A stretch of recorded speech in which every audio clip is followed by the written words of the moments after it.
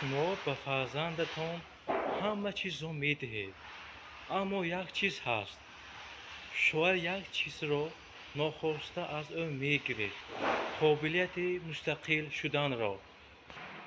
بسیار پدر و مادران میگویند من برای فرزندم همه کارو میکنم و این چیز از محبت است.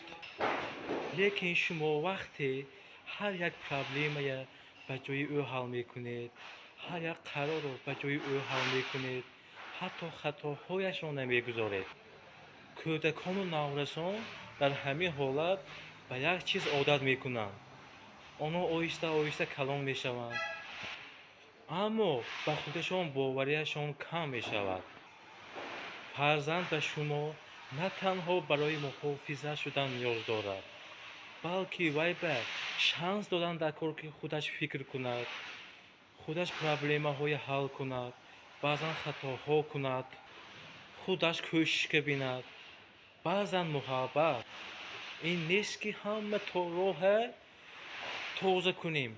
محبت حقیقی همین جنده که او را برای رفتن راه خودش قوی و قوت کنیم. اگر شما خواهید که فرزندتان با اعتماد و مستقل شود، در کامنتار یا مستقل نویسید و این ویدیو را به پدر و مادران فرستید.